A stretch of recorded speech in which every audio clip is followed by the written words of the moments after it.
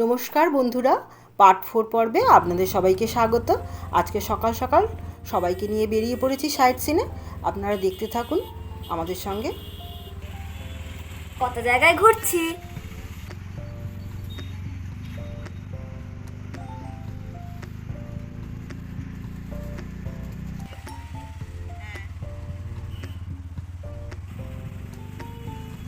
সোনার গৌরাঙ্গ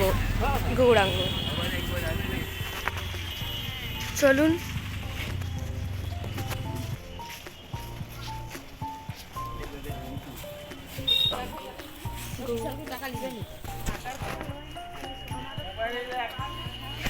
আর এখানে মোবাইল নিয়ে যাওয়া যাবে না, এখানে অপূর্ব অপূর্ব।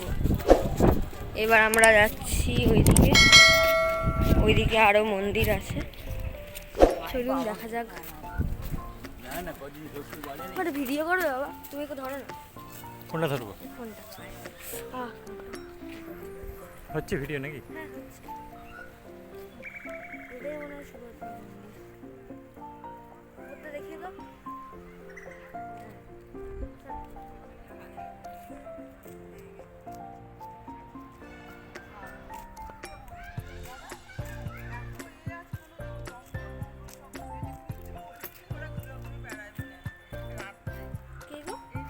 প্রভুরা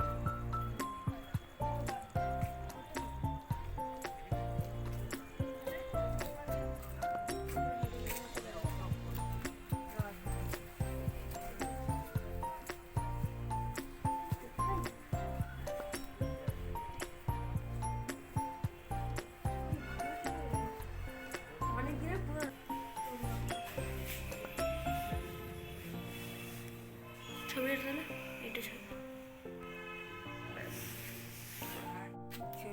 পরিষ্কার করে আর সামানটাকে খাবার দাবার পায় মনে।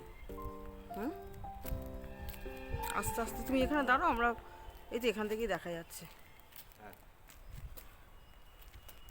নদী আর এটা গৌরাঙ্গ।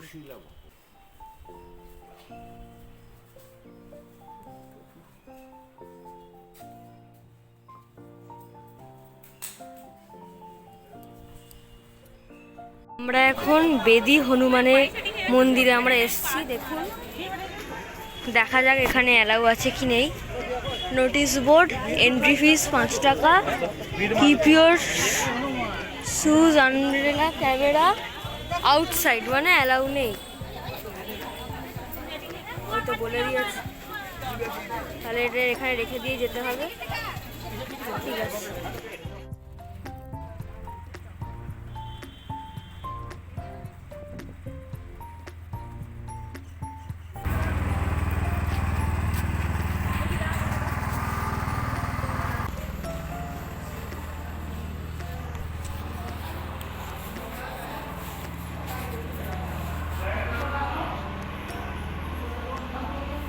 আবার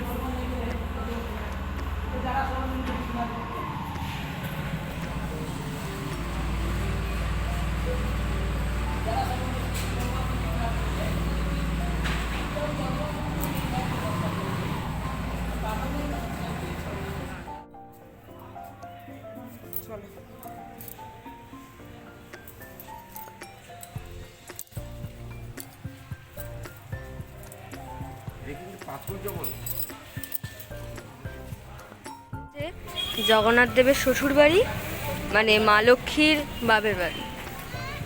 এখানে ফোন আনা অ্যালাউ নয়, তাই জন্য এখানেই বন্ধ করে দিতে। তো বন্ধুরা, এটা অনুকূল ঠাকুরের মন্দির, মানে আশ্রম, আর এখানে ফোন নিয়ে যাওয়া অ্যালাউ নেই। ভেতরটা কিন্তু দারুণ অপূর্ব, যা বড় ফুলের বাগান, উফ, মন পুরো ভরে গেল।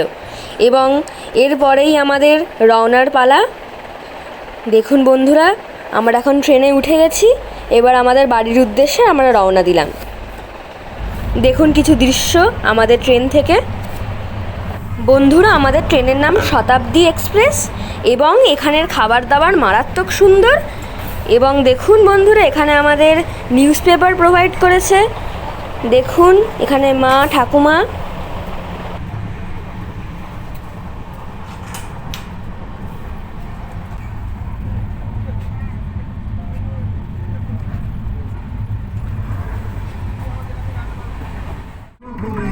আমরা হাওড়া স্টেশনে নেমে ট্যাক্সি পেয়ে গেছি এবং এটা হচ্ছে হাওড়া ব্রিজ। আমরা এখন বাড়ির উদ্দেশ্যে রওনা দিলাম। আর যদি কেউ কোনো পর্ব মিস করে থাকেন তাহলে অবশ্যই আই বটনে দেখে নেবেন।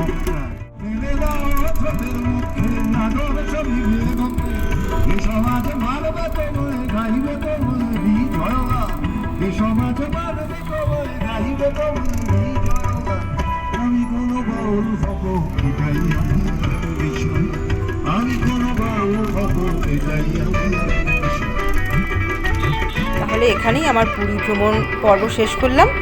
আর আপনাদের অবশ্যই ভালো লাগলে লাইক, শেয়ার আর সাবস্ক্রাইব করতে ভুলবেন না।